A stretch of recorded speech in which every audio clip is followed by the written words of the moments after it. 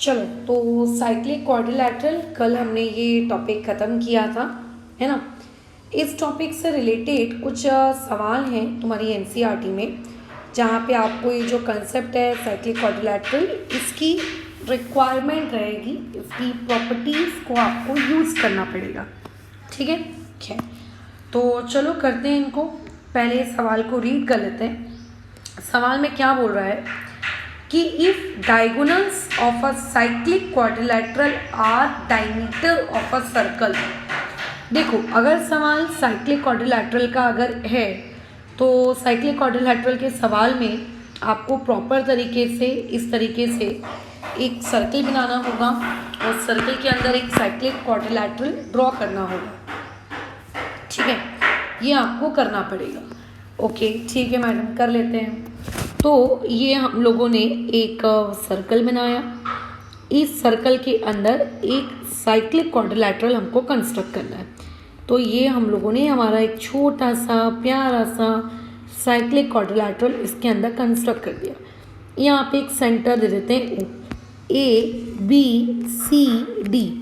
अब क्वेश्चन वाला ये कह रहा है कि तुम अगर इस साइक्लिक क्वाड्रिलैटरल की डायगोनल्स बनाते, ठीक है, अगर तुम इस साइक्लिक क्वाड्रिलैटरल की डायगोनल्स बनाते तो वही डायगोनल्स सर्कल का डायमीटर भी होते। ऐसा हर बार ट्रू नहीं होता है कि डायगोनल ही डायमीटर बन जाए, बट इस क्वेश्चन में वो कह रहा है कि आप जो डायगोनल्स बनाओगे वही सर्कल की डायमीटर भी है। मतलब आपने जो ये AC नामक डायगोनल बनाई, ये AC नामक डायगोनल बेसिकली उस सर्कल की क्या है, डायमीटर भी है और क्वाड्रिलैटरल की डायगोनल भी है। अगर आपने ये दूसरा डायमीटर बनाया, दूसरी डायगोनल बनाई BD, तो ये क्वाड्रिलैटरल की डायगोनल भी है और ये एज वेल एज क्या है, आप लोगों के सर्कल की डायमीटर भी है। तो अगर मुझे इस क्वेश्चन में कुछ गिवन लिखना होगा तो गिवन हम क्या लिखेंगे? सबसे पहला हमारा सुप्रसिद्ध गिवन, ठीक है, O is the centre of the circle. ये सर्कल का क्या है, सेंटर है। दूसरा हमारा सुप्रसिद्ध गिवन कि क्वाड्रिलैटरल ABCD, ये क्वाड्रिलैटरल ABCD आप लोगों का साइक्लिक है। तीसरा हमारा सुप्रसिद्ध गिवन जो कि इस क्वेश्चन में है कि ठीक है कि डायगोनल AC एंड BD, ठीक है, AC and BD are diameters. ये उसी सेम सर्कल के क्या है, डायमीटर्स भी हैं, डायमीटर्स ऑफ दैट सर्कल, ठीक है, एज वेल वो उस पर्टिकुलर सर्कल के डायमीटर भी हैं। डन, ये हो गई हमारी बातचीत। अब हमें प्रूफ ये करना है कि आपने जो साइक्लिक क्वाड्रिलैटरल बनाया है वो पर्टिकुलर साइक्लिक क्वाड्रिलैटरल एक रेक्टेंगल होगा। ये हमारा टू प्रूव है, ठीक है, ये हमारा टू प्रूव है कि आप वो जो बनाए हो साइक्लिक क्वाड्रिलैटरल, वो साइक्लिक क्वाड्रिलैटरल आप लोगों का रेक्टेंगल होगा। अब एक बात का ध्यान रखना, ठीक है, एक बात का ध्यान रखना कि आप लोगों का जो रेक्टेंगल होता है, कभी भी किसी भी क्वेश्चन में अगर आपको ये बोला जाए कि भैया प्रूव करके बताओ कि ये फलाना चीज़ एक रेक्टेंगल है, तो आप इसको किस तरीके से प्रूव करो, ठीक है, बताओ। आप एक काम करो, इस पर्टिकुलर क्वाड्रिलैटरल के जितने भी एंगल्स हैं, 4 ही होंगे, वैसे तो क्वाड्रिलैटरल बोल रहे हैं 4 ही होंगे, जितने भी उसके एंगल्स हैं आप उन सभी को 90 डिग्री प्रूफ कर दो, खत्म कहानी। अगर आपने उन सभी को 90 डिग्री प्रूफ कर दिया, ठीक है, तो खत्म हो गई आपकी कहानी, ठीक है, खत्म हो गई आपकी कहानी, हो गया आपका वो रेक्टेंगल प्रूफ। यानी कि अगर तुमको इसको एक रेक्टेंगल प्रूफ करना है तो बेसिकली तुम्हें ये प्रूफ करना है कि angle A equal to angle B equal to angle C equal to angle D equal to कितना होगा, 90 डिग्री। आपको इनडायरेक्टली ये प्रूफ करना है। तो चलो मैडम प्रूफ करते हैं। मैंने बोला ठीक है, प्रूफ करते हैं, बराबर। अब प्रूफ करने के लिए हमारे पास है क्या, तो जो हमने अभी तक जितना ज्ञान अर्जित किया है, हम अपने ज्ञान का प्रयोग करना शुरू करते हैं। है ना, जितना जितना हम लोगों ने ज्ञान अर्जित किया है। सबसे पहले मैं बता दूं, सर्कल वाले चैप्टर में कहीं भी तुमको डायमीटर दिखे, कहीं भी सर्कल वाले चैप्टर में कहीं भी डायमीटर दिखे, ठीक है, और कुछ एंगल्स की अगर बातचीत हो रही है या साइक्लिक वर्ड की बातचीत हो रही है, सरपट तुम्हारे दिमाग में ये एक पर्टिकुलर प्रॉपर्टी आनी चाहिए कि अगर हम कभी भी किसी सेमी सर्कल में इंस्क्राइब्ड एंगल बनाते हैं, है ना, बराबर, angles inscribed in a semi circle, कभी भी अगर आप कोई एंगल क्रिएट करते हो और अगर वो सेमी सर्कल में बना है, अगर वो एंगल सेमी सर्कल में बना है, ठीक है, तो वो हमेशा 90 डिग्री का होगा, वो हमेशा 90 डिग्री का होगा। इस बात का ध्यान रखना हमेशा। ये रिजल्ट हम लोग ऑलरेडी प्रूव भी किए हैं कि अगर कभी भी सेमी सर्कल में एंगल बन रहा है, सेमी सर्कल मतलब डायमीटर वाले पार्ट में, डायमीटर की वजह से, तो वो हमेशा 90 डिग्री का होगा। ये प्रॉपर्टी हम लोग प्रूफ किए हैं। अब क्वेश्चन में हमको ये चीज़ पता है कि AC और जो हमारा जो ये BD है ये डायमीटर्स हैं। ये चीज़ तो हमको पता है कि हम लोगों के पास जो सेगमेंट AC है और जो हम लोगों के पास सेगमेंट BD है, ये दोनों की दोनों सेगमेंट हम लोगों की क्या है, डायमीटर्स हैं। ये बात तो हम जानते हैं। तो ये AC और BD जो इंस्क्राइब्ड एंगल बना रही होंगी वो कितने डिग्री का होगा, 90 डिग्री का होगा। तो ये जो आपकी AC है, ये देखो, ये आपकी AC कहाँ गई, आपकी AC यहाँ, ये रहा पॉइंट A और ये रहा पॉइंट आपका C। अब डायग्राम में ऑब्जर्व करके मुझे देख के बताओ, इस AC ने कौन सा इंस्क्राइब्ड एंगल बनाया है, कौन सा इंस्क्राइब्ड एंगल ये AC बनाकर दे रही है, मुझे देख कर बताओ, देख कर बताओ। तो तुम में से मान लेते खुशी ये कहती है कि मैडम मेरी आँखों ने ऊपर ट्रैवल किया, खुशी की आँखें हैं, खुशी की आँखों ने ऊपर ट्रैवल किया, और खुशी बोलती कि मैडम ये रहा मेरा इंस्क्राइब्ड एंगल इस AC की वजह से, इस AC की वजह से। तो अकॉर्डिंग टू खुशी ये एंगल 90 डिग्री होगा। बट तुरंत उसकी फ्रेंड वैभवी कहने लगती है उसको कि अरे खुशी तू AC डायमीटर के ऊपर ही क्यों देख रही है, तो नीचे भी देख, ये वाला एंगल और ये देख ये वाला एंगल, ये भी तो डायमीटर AC बना रही है ना, नीचे की तरफ, और ये भी देख सर्कल पे बन रहा है, तो इनडायरेक्टली तो ये एंगल भी फिर 90 डिग्री हुआ। तो मुझे एक बात बताओ, खुशी सही है कि वैभवी सही है? दोनों ही सही है यार। खुशी ने ऊपर की तरफ देखा, वैभवी ने नीचे की तरफ देखा, लेकिन देखा तो दोनों ने डायमीटर AC को लेकर ही है ना। तो अगर डायमीटर AC की नज़र से देखोगे तो एंगल ABC और एंगल ADC, ठीक है, आपका ये एंगल कितना हो जाएगा, आप लोगों का 90 डिग्री का हो जाएगा। क्यों? क्योंकि AC तो डायमीटर है ना, AC इज अ डायमीटर, क्योंकि AC तो डायमीटर है। फिर दूसरा बंदा आया, दूसरे बंदे ने कहा मैडम आपको AC से इतना क्या प्यार है, आप BD के पास भी तो जाओ। मैंने बोला चलते हैं BD के पास। ये रहा आपका B से लेकर D, ये रहा पॉइंट D, ये रहा पॉइंट B।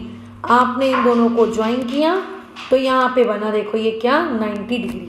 अगर आप ऊपर की तरफ से देखते हो तो ये 90 डिग्री, अगर आप नीचे की तरफ से देखते हो तो ये वाला एंगल ये भी 90, क्योंकि देखो ये भी इंस्क्राइब्ड है। तो यानी कि डायमीटर BD को अगर आप लेते हो तो एंगल A और एंगल C ये दोनों के दोनों 90 डिग्री आपके आ गए। एंगल कौन सा, आप लोगों का B, यानी कि AB, और क्या नाम रखेंगे उसका, सॉरी नॉट एंगल AB, हाँ क्या नाम होगा इस वाले एंगल का, इस वाले एंगल का नाम हो जाएगा, इस वाले एंगल का नाम कितना हो जाएगा, BAD। तो ये आपका एंगल BAD कितना आ जाएगा, 90। सिमिलरली दूसरा एंगल नीचे की तरफ वाला, ये एंगल भी आ जाएगा आपका 90। क्यों? क्योंकि डायमीटर है BD और डायमीटर यानी कि सेमी सर्कल, और सेमी सर्कल पे हमेशा जो इंस्क्राइब्ड एंगल बनता है वो हमेशा 90 डिग्री का होता है, हमेशा 90 डिग्री का होता है, हमेशा 90 डिग्री का होता है। तो यानी कि इससे हमें ये पता चला कि angle B equal to angle D equal to angle A equal to angle C, ये चारों के चारों एंगल 90 डिग्री के आ गए। और यही तो हम लोगों को प्रूफ करना था।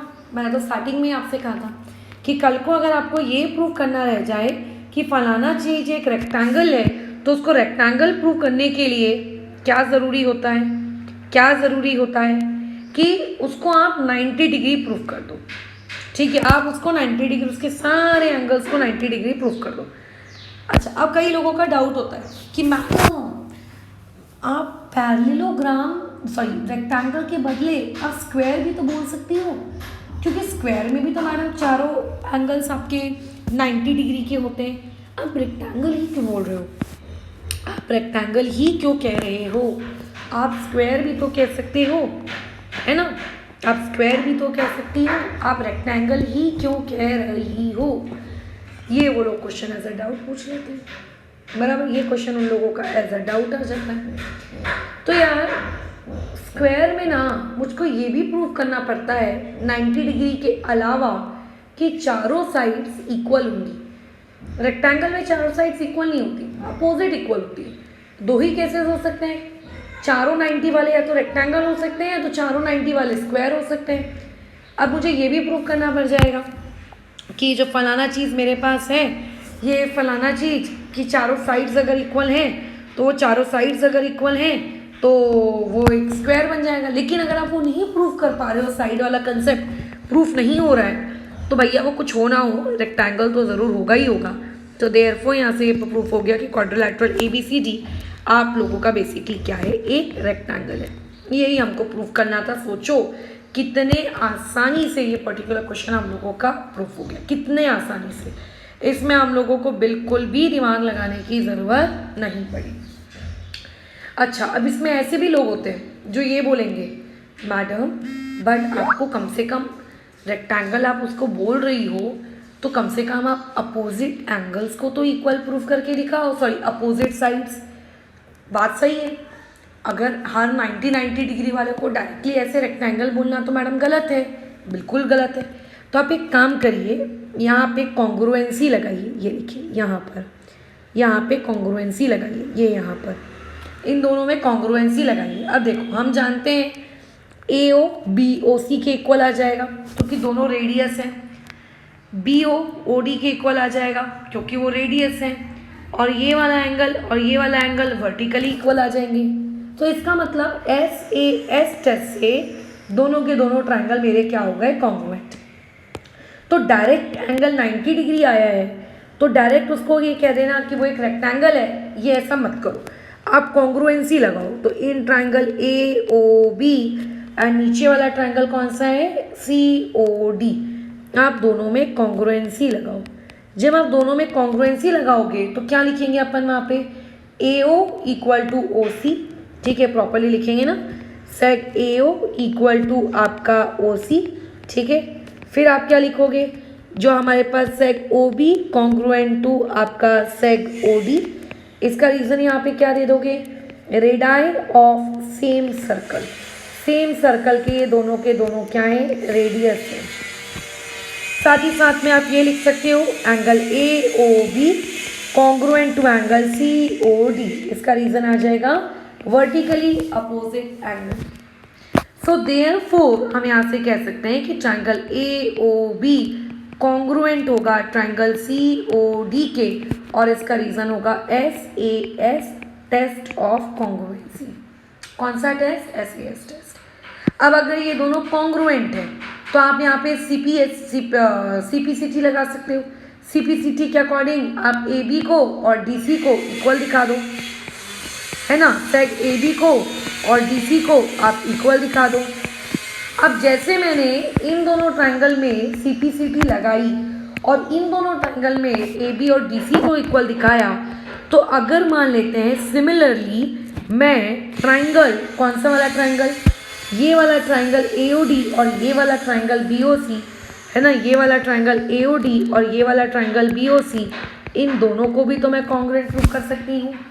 और अगर ये दोनों कॉन्ग्रुएंट प्रूफ हो जाएंगे वही आपके पसंदीदा SAS टेस्ट से, तो सिमिलरली मैं ये भी लिख सकती हूँ कि सेग AD कॉन्ग्रुएंट हो जाएगा सेग BC के कॉन्ग्रुएंट हो जाएगा। अगेन CPCT से लिखा जा सकता है ना। बिल्कुल मैडम, बेशक लिखा जा सकता है। अब ये रही तुम्हारी इक्वेशन नंबर 2, ये रही तुम्हारी इक्वेशन नंबर 3। अब मुझे एक बात बताओ, from equation number 2 and equation number 3 आपको क्या पता चलता है? आपको equation number 2 and equation number 3 देख के पता चलता है कि अपोजिट साइड्स आर इक्वल। आपको ये पता चलता है कि अपोजिट साइड्स क्या हो गई हैं? इक्वल हो गई हैं। अपोजिट साइड्स क्या हो गई हैं? इक्वल हो गई हैं। और इक्वेशन नंबर 1 देख के क्या पता चलता है कि चारों के चारों कितने डिग्री के हो गए? चारों के चारों 90 डिग्री के हो गए। तो एक ऐसा क्वाड्रिलैटरल जिसमें चारों के चारों एंगल 90 डिग्री के हों, वो एक स्क्वायर भी हो सकता था और वो एक रेक्टेंगल भी हो सकता था। बट इक्वेशन नंबर 4 ये कंफर्म करता है कि अपोजिट साइड्स क्योंकि इक्वल आ रहे हैं, सो देयरफॉर क्वाड्रिलैटरल ABCD आप लोगों का क्या है? एक रेक्टेंगल है। ठीक है। वैसे तो कई बार टीचर्स को अगर आप सिर्फ इतना ही प्रूफ करके दिखा दो कि चारों एंगल 90 डिग्री के हैं तो देयरफॉर वो एक क्वाड्रिलैटरल रेक्टेंगल होगा, वो इस बात पे भी एग्री कर जाते हैं। आप लोगों को अपोजिट साइड्स को इक्वल प्रूव करने के लिए वो नहीं कहते। ठीक है। बट अगर मान लेते हैं आप कॉन्ग्रुएंसी के वाया अपोजिट साइड्स को इक्वल प्रूव कर सकते हो तो करो, फिर उन दोनों के रिजल्ट से ये लिखो कि अपोजिट साइड्स इक्वल आ गए और फिर ये लिखो कि अच्छा वो एक फिगर क्या है? एक रेक्टेंगल। बाकी अगर आपके स्कूल के टीचर्स ऐसे कह रहे हैं कि नहीं बेटा आप सिर्फ 90 डिग्री तक निकाल दो और डायरेक्ट लिख दो कि क्वाड्रिलैटरल ABCD एक रेक्टेंगल है, तो भी चलता है। कई लोग उसको एग्री कर जाते हैं। ठीक है। तो खैर ये हमारा 10.5 का क्वेश्चन नंबर 7 था, जो कि एक कंसेप्ट साइक्लिक क्वाड्रिलैटरल से रिलेटेड था। बट यहाँ पे मैं बता दूँ, मैंने एक भी कंसेप्ट साइक्लिक क्वाड्रिलैटरल वाला यूज़ नहीं किया।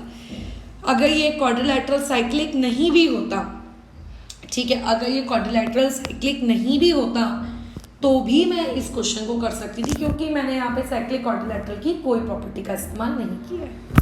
ठीक है। ठीक है, फिलहाल इस डिस्कशन को अभी यहाँ रोकते हैं।